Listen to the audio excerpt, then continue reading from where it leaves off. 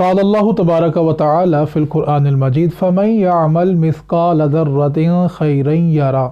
ومن یعمل مثقال ذرۃ شرا یرہ۔ صدقت یا رب العالمین۔ اللہ رب العزت نے قرآن مجید میں ارشاد فرمایا کہ جو ذرہ بر نیکی کرے گا وہ اس کو بھی پالے گا، اور جو ذرہ برابر گناہ کرے گا وہ اس کو بھی پالے گا۔ حضرت ابو ہریرہ رضی اللہ تعالی عنہ سے مروی ہے کہ نبی اکرم صلی اللہ علیہ وآلہ وسلم نے فرمایا کہ ایک شخص نیکی کرتا ہے اور وہ اس کو چھوٹا جانتا ہے، لیکن اللہ بعض اوقات اسی نیکی کے صدقے اس کی بخشش فرما دیتا ہے، اور بعض اوقات بندہ گناہ کرتا ہے اور اس کو حقیر جانتا ہے، اور اللہ تعالیٰ بعض اوقات اسی گناہ کے سبب اس کی پکڑ فرما لیتا ہے اور اس کو جہنم میں پھینک دیتا ہے۔ چوتھے آسمان پر دو فرشتوں کی آپس میں ملاقات ہوتی ہے۔ ایک فرشتہ دوسرے سے پوچھتا ہے کہ بھائی تم کدھر جا رہے ہو؟ وہ کہتا ہے کہ اللہ تعالیٰ نے بڑے عجیب و غریب کام کی ڈیوٹی لگائی ہے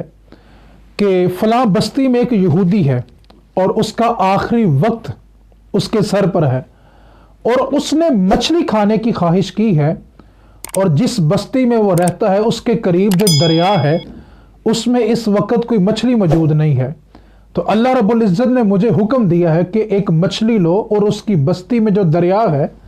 اس دریا میں مچھلی ڈالو تاکہ شکاری اس مچھلی کو پکڑے اور وہ یہودی اس مچھلی کو کھائے۔ کیوں؟ کہ اس یہودی نے دنیا میں ایک نیکی کی تھی جس کا بدلہ اس کو دینا ابھی باقی ہے۔ تو اللہ رب العزت نے حکم دیا ہے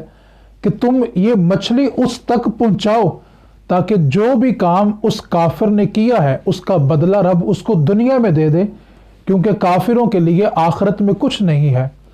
اب وہ فرشتہ دوسرے فرشتے سے پوچھتا ہے کہ تم کدھر جا رہے ہو؟ وہ فرشتہ کہتا ہے کہ اللہ نے میری بھی بڑی عجیب و غریب کام کے لیے ڈیوٹی لگائی ہے کہ فلاں بستی میں ایک مرد مومن صالح مرد ہے اور اس کا بھی آخری وقت قریب ہے، اور اس نے روغن زیتون کھانے کی خواہش کی ہے اور اس کے گھر میں روغن زیتون موجود بھی ہے، اور اللہ نے مجھے حکم دیا ہے کہ جا کے وہ روغن زیتون گرا دو۔ اب اس فرشتے نے پوچھا گرانے کا حکم کیوں دیا؟ تو فرشتہ کہنے لگا کہ وہ مرد مومن ہے، مرد صالح ہے، اور اس سے کوئی غلطی سرزد ہو گئی تھی۔ تو اللہ رب العزت نے فرمایا کہ جب روغن زیتون گرے گا اس کو غم پہنچے گا، پریشانی پہنچے گی،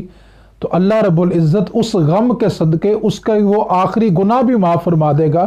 کہ جب وہ رب کی بارگاہ میں حاضر ہوگا تو گناہوں سے پاک ہو کے حاضر ہوگا۔ محمد بن کعب رحمت اللہ علیہ ایک بزرگ گزرے میں فرمایا کرتے تھے اسی آیت کی روشنی میں کہ بعض اوقات جب کافر کوئی نیکی کرتا ہے تو اللہ رب العزت اس کا بدلہ اس کو دنیا میں دے دیتا ہے، اور جب کسی مومن سے کوئی غلطی سرزد ہو جاتی ہے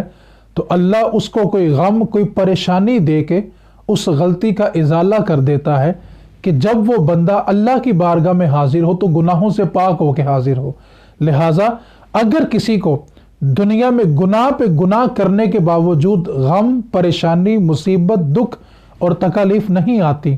تو اس کو توجہ کرنی چاہیے۔ اگر دنیا میں سزا نہیں مل رہی تو پھر آخرت میں سزا ضرور ملے گی، اور جو مومن ہوتا ہے، متقی ہوتا ہے، اگر اس سے کوئی گناہ سرزد ہو جائے تو فوراً اللہ تعالیٰ اس کی گرفت فرماتا ہے اور دنیا میں ہی اس کو سزا دے کے اس کو گناہوں سے پاک فرما دیتا ہے۔ لہٰذا اللہ رب العزت کی بارگاہ میں یہ دعا کیا کرے اللہ رب العزت ہماری آخرت میں گرفت نہ فرمائے،